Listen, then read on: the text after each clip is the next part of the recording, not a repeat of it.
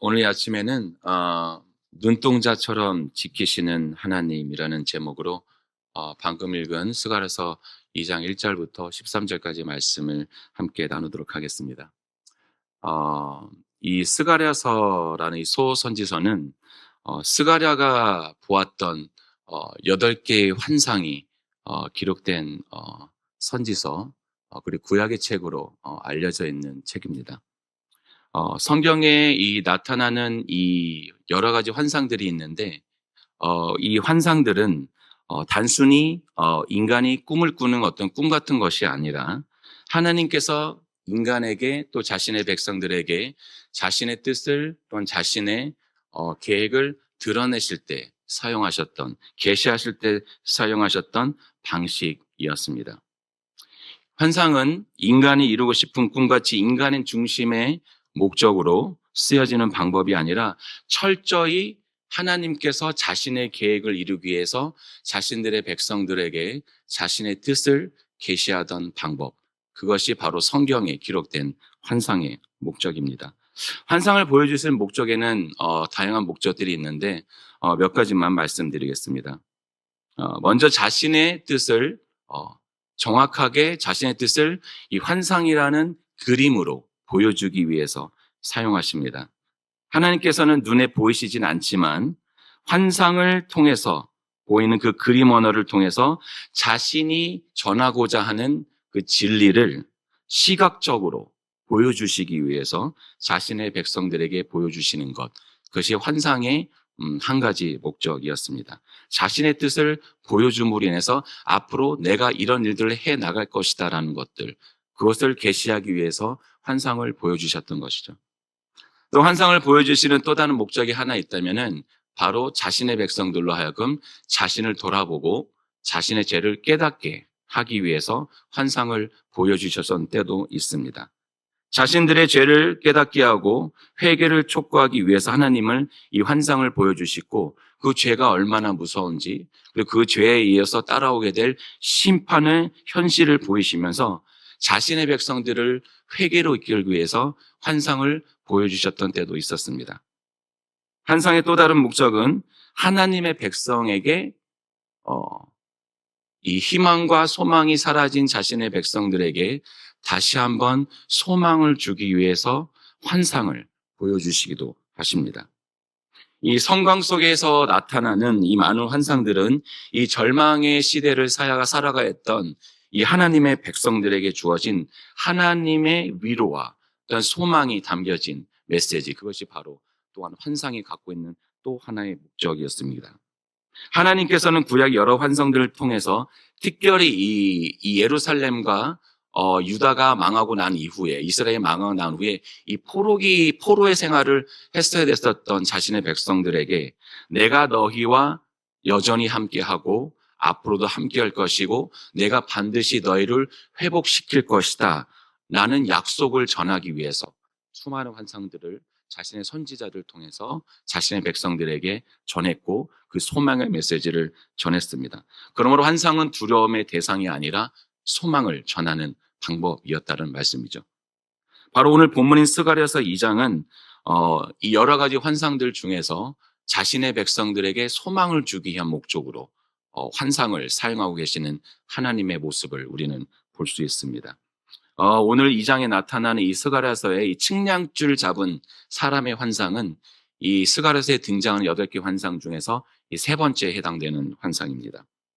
즉 예루살렘의 재건과 하나님의 임재와 회복에 대한 메시지를 전하기 위해서 오늘 본문에 기록된 환상을 스가랴를 통해서 보여주시고 있다라는 것이죠. 이 스가랴 시대의 이스라엘 상황을 살펴보게 되면 많이 암담했던 시대로 기록되어 있습니다. 도시의 성벽은 무너져 있었고 또 그 이유는 70년 이전에 바로 바벨론에게 망해서 점령당해서 그 성벽이 완전히 파괴되었기 때문이었습니다. 한때는 하나님의 임재가 가득했었던 그 화려했던 성전조차도 성벽과 마찬가지로 완전히 무너져서 폐허로 남아 있었습니다. 학개서 1장에 따르면은 이 농작물 재배에 실패해서 백성들은 계속해서 굶주림과 허기짐, 그다음 목마름에 지쳐 있었다고 기록되어 있습니다. 바벨론 폴에서 돌아온 사람들에게 어쩌면은 이 예루살렘으로 돌아가서 다시 그곳에 황폐한 그 예루살렘에서 다시 새로운 삶을 재건하고 시작해야 된다는 것은 어쩌면 큰 부담으로 그들한테 다가왔을 수도 있을 것이고, 아마도 그들에게는 바벨론에서 포로로 생활했을 때보다 훨씬 더 고된 삶이었을 것입니다. 그들은 하나님께서 포로 귀환 이후에 약속하셨던 그 영광스러운 회복과는 거리가 멀어 보이는 그 예루살렘, 그곳에서 사는 것이 아마 그들에게는 너무나도 힘든 일이었을 것입니다. 반면 이 바벨론의 삶은, 이 반대로 보게 되면 바벨론의 삶은 비록 포로의 상태로 있었지만은 예루살렘에서의 삶과 비교해 보면 그들은 비교적 안락하고 안정된 삶을 살았던 것으로 보입니다. 이스라엘 백성들은 바벨론에서 오랫동안 포로로 생활하면서 집을 지었고, 그들은 텃밭을 갖고 왔고, 그다음에 여자들은 남자들을 남편으로 받아들이고, 남자들은 여자들을 또는 아내로 받아들이고, 거기서 아이들을 출산하고, 그것에서 그들은 안정된 삶을 나름대로 꾸려갔었다고 성경은 기록합니다. 그래서 그렇게 오랫동안 바벨론에서 살았기 때문에 그들은 그곳의 삶이 어쩌면 더 편했을 것이고, 어쩌면 그곳이 더 안정적으로 느껴졌을 수 있었을 것이라고 생각이 됩니다. 그렇기 때문에 이 페르시아의 왕 고레스가 포로 귀환을 허락했을 때조차 대부분의 유대인들은 바벨론에 남기를 원했었다라고 기록하고 있습니다. 왜 바벨론에 그들이 남기를 원했을까? 방금 말씀드린 이유처럼 우리가 어렵지 않게 그들의 상황을 이해할 수 있을 것 같습니다. 그들은 그곳에서 태어나서 어린 시절부터 삶의 기반을 바벨론에서 그들은 세웠고, 예루살렘으로 돌아가야 된다는 것은 그 황폐한 곳으로 다시 돌아가야 된다는 그 사실은 그들에게는 지금까지 쌓은 것들을 모두 버리고 삶의 기반을 모두 뒤로 한 채 불확실한 미래 속으로 뛰어들어야 된다는 것을 의미했을 것입니다. 그들의 상황을 우리가 읽어가다 보면 그들의 상황이 이해가 안 되는 게 아니라 너무나 잘 이해가 되죠. 저 같아도 그들과 같이 아마 했지 않았을까, 그들과 같은 똑같은 선택을 하지 않았을까라고 저는 생각해 봅니다. 다시 황폐한 예루살렘으로 돌아간다는 것, 옛 영광을 내가 다시 회복시키리라고 말씀하시고 약속하셨던 그 하나님의 약속만을 믿고 돌아가기에는 너무나도 무모한 시도로 아마 보였을 것입니다. 이 상황 속에서, 이 절망스러운 상황 가운데서 이 스가랴 선지자는 오늘 2장에서 하나의 환상을 보게 되죠. 그는 스가랴는 환상 가운데 한 사람을 보게 됩니다. 그 사람은 손에 이 측량줄을 잡고 있었던 사람이었다라고 기록합니다. 그 사람은 손에 측량줄을 들고 예루살렘의 크기를 재려고 했다라고 기록되어 있죠. 측량줄을 가지고 무엇인가 길이와 높이를 재려고 하는 이 행동이 의미하는 바가 있습니다. 그 의미는 무엇일까요? 하나님께서는 내가 이 무너진 곳을 내가 직접 다시 건축하겠다라는 것을 이 측량줄 잡은 사람의 환상을 통해서 그들의 백성들에게 지금 소망의 메시지를 전하고 있습니다. 너희가 보았을 때는 지금 비록 다 허물어져서 황폐한 것으로 보이는 이 예루살렘, 내가 직접 다시 지으리라. 내가 다시 직접 일으켜 세울 것이고 내가 다시 곧 재건할 것이다. 이 소망의 메시지를 하나님께서는 자신의 백성들에게 전하고자 하시고 있다라는 것이죠. 4장 4절 5절에서는 이렇게 말씀하고 계십니다. 예루살렘은 그 가운데 사람과 가축이 많으므로 성곽 없는 성읍이 될 것이라 하라. 여호와의 말씀에 내가 불로 둘러싼 성곽이 되며 그 가운데에서 영광이 되리라. 이 환상 속에서 하나님께서 스가랴를 통해서 자신들에게 전하고 있는 이 메시지, 단순히 무너진 예루살렘 성을 물리적으로 세우시겠다는 말씀이 아니죠. 성벽의 역할은 무엇입니까? 적들로부터 자신들을 보호하기 위한다는 것이죠. 하나님께서는 지금 이런 이야기를 하고 있다고 볼 수 있을 것 같습니다. 여기 보게 되면은 내가 불로 둘러싼 성곽이 되리라.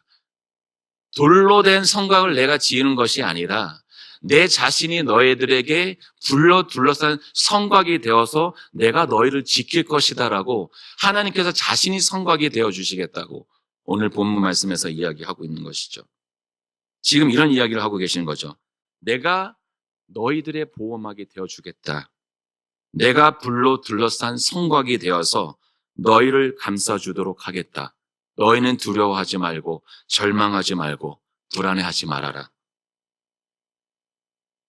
하나님께서는 우리의 삶 가운데 눈에 보이는 내가 의지하고 싶은 그 성벽이 무너져 보이고 그 성벽이 나를 감싸고 있지 않은 것 같이 느껴지고 그 성벽이 내 눈에 보이지 않을지라도 하나님께서 함께 계시다면은 그곳이 바로 제일 안전한 곳이다라는 것을 하나님께서는 이 말씀을 통해서 우리에게 전하고자 하신다고 저는 믿습니다. 인간의 수단과 방어로 너희의 성곽을 만들지 말고 나를 의지하거라. 내가 임재하는 그곳이 바로 너희가 있을 성벽이다. 하나님의 임재 동행이 참된 우리의 안전이 되어 주십니다. 하나님이 우리의 성곽이 되어 주신다는 말의 뜻은 잠시 하나님께서 오셔가지고 우리의 힘들 때 잠시 오셔서 우리와 함께 계시다가 우리의 힘든 상황이 사라지게 되면 다시 떠나겠다는 말씀이 아닙니다. 그 자리에 성곽이 되어 주시겠다는 것은 한 번 세워지면 그 성곽은 무너질 때까지 영원히 있는 것처럼 내가 그 자리에서 가만히 너희를 내가 지켜줄 것이고 너희와 함께 내가 머물러 주겠다는 하나님의 약속의 말씀입니다.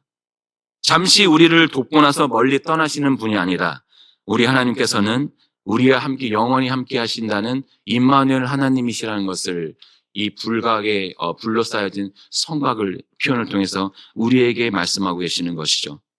하나님의 임재가 우리의 삶을 감싸고 무너졌으면 다시 세우시고 하나님의 영광을 위해서 자신의 성전을 내가 너희들의 삶의 터전 가운데 내가 일으켜 세우시고 지어 가시겠다고 하는 하나님의 약속의 메시지고 소망의 메시지라는 것입니다. 우리를 회복시키시고 다시 세우시겠다는 이 하나님의 절대적 의지가 담긴 이 메시지는 8절에 가게 되면 다른 표현을 써서 동일한 이야기를 하고 계십니다. 만군의 여호와께서 이같이 말씀하시되 영광을 위하여 너희를 노력한 여러 나라로 보내셨나니 너희를 범하는 자는 그의 눈동자를 범하는 것이라. 영어를 쓰다 보게 되면 재미있는 표현들을 우리가 많이 발견하게 됩니다. 영어를 좀 아시는 분들은 들어보셨을 텐데 이 표현을 You are the apple of my eye라는 표현이 있습니다. You are the apple of my eye. 너는 내 눈 속의 사과야. 웃긴 표현이죠. 직역하면 뭐죠? 너는 내 눈의 사과야라지만 사과는 어색한 표현이지만은 실제로는 이 표현이 의미하고 있는 것은 너는 내 누워도 아프지 않을 그런 소중한 존재야. 그것이 You are the apple of my eye라는 표현에 담겨있는 뜻입니다. 그리고 재밌는 사실은 이 표현이 영어에서 유명해지게 된 건 바로 이 성경 덕분이라고 합니다. 왜냐하면 성경에서 먼저 이 표현이 오늘 본문에서처럼 쓰여졌기 때문이죠.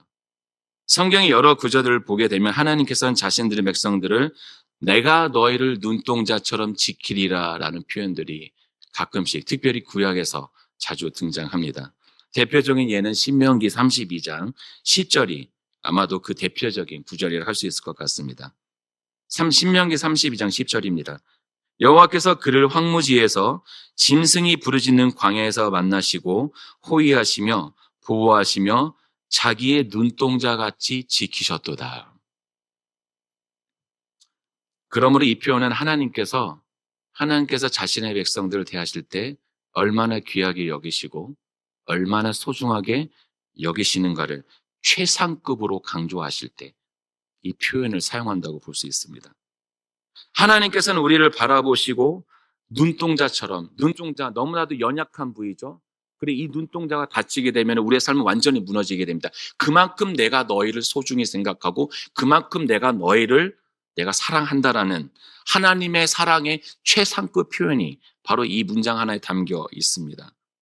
하나님께서는 우리를 결코 잊지 않고 보호하시겠다고 약속하십니다.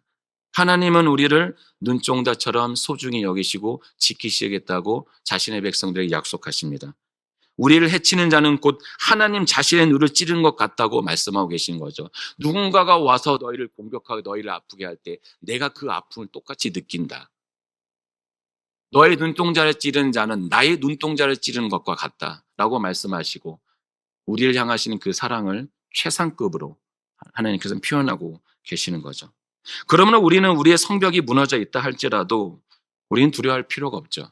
왜냐하면 우리를 눈동자처럼 지키시는 이 세상의 창조되시는 하나님께서 우리와 함께 하시겠다고 약속하고 계시고 있고 내가 너로 불로 둘러싼 성벽이 되어주겠다고 우리에게 약속하고 계시기 때문에 그렇습니다. 내 자신이 아무리 초라하고 보잘것없고 여전히 나는 변화되지 않은 죄인의 모습을 하고 있더라 할지라도 우리는 여전히 좌절하거나 낙심할 필요가 없습니다. 왜냐고요? 하나님께서는 나를 그분의 자신의 눈동자처럼 여전히 지키시고 나의 무너질 곳들을 다시 회복시키시고 자신의 영광을 위해서 자신의 교회를 재건하시겠다고 하시고 약속하셨기 때문에 그렇습니다.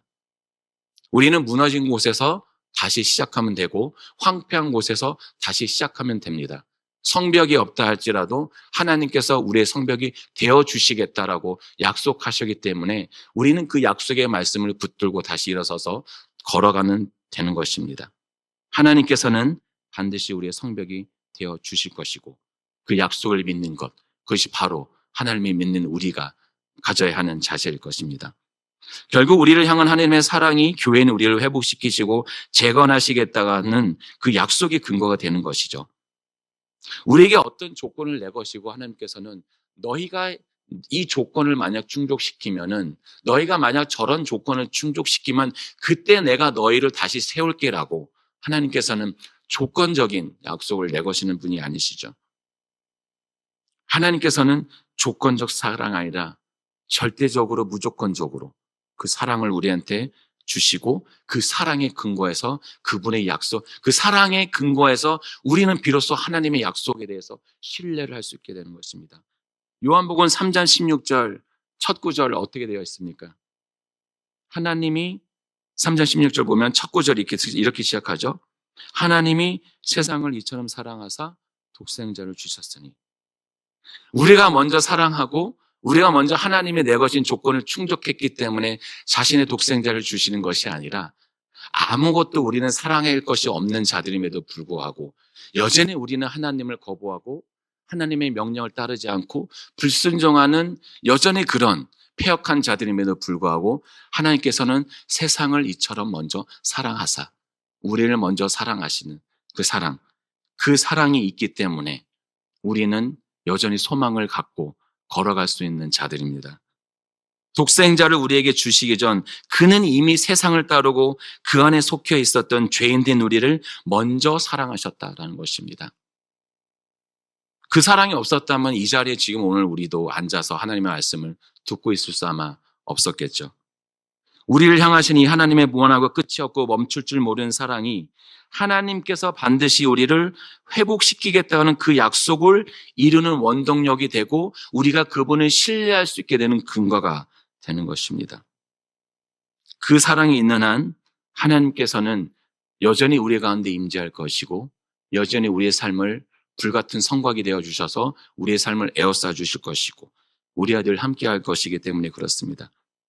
그리고 이 사실을 또한 10절에 가서 보게 되면 또한 이렇게 또한 표현합니다. 내가 와서 내 가운데에 머물 것임이라. 그러므로 너희들은 기뻐하라. 머문다의 말의 뜻은 잠시 방문객으로 왔다가 어떻게 지내는지 보고 훌쩍 떠나시겠다는 말씀이 아니라 세상 끝날까지 내가 너희와 함께하고 나의 임재가 너희와 영원히 함께 하시기 때문에 너희는 좌절하지 말고 이 길을 걸어가라고 말씀하시는 것입니다. 마태복음 마지막 구절인 28장 20절을 보게 되면 예수님께서는 승천하시기 전 제자들에게 지상명령을 명령하시면서 그들에게 마지막으로 이런 사랑의 약속, 이런 임재의 약속을 그들에게 주셨죠. 볼지어다 내가 세상 끝날까지 너희와 항상 함께 있으리라. 하나님께서는 우리에게 불각의 성곽이, 불로 둘러싸인 성곽이 되어 주시겠다고 약속하십니다. 그리고 우리의 무너진 삶의 자리에서 다시 일으켜 세우시겠다고 약속하시고, 무너진 교회가 있으면 자신의 힘으로 다시 재건하시겠다고 약속하십니다. 우리에게 소망이 있는 것은 우리의 힘으로 무엇을 해야 되는 것이 아니라 하나님께서 이 모든 것을 스스로 하시겠다고 약속하시기 때문에 그 약속에 우리의 소망이 있고 우리의 희망이 달려 있는 것입니다. 세상은 우리에게 여러 종류의 성벽을 제시하고 계속해서 유혹하죠. 돈이라는 성벽을 제시할 때도 있고, 명예라는 성벽을 제시할 때도 있고, 인간관계, 내 타고난 능력, 이것을 의지하라고 하고 그 성벽을 의지하라고 계속 우리를 유혹하고 우리를 계속해서 그곳으로 이끌어 갑니다.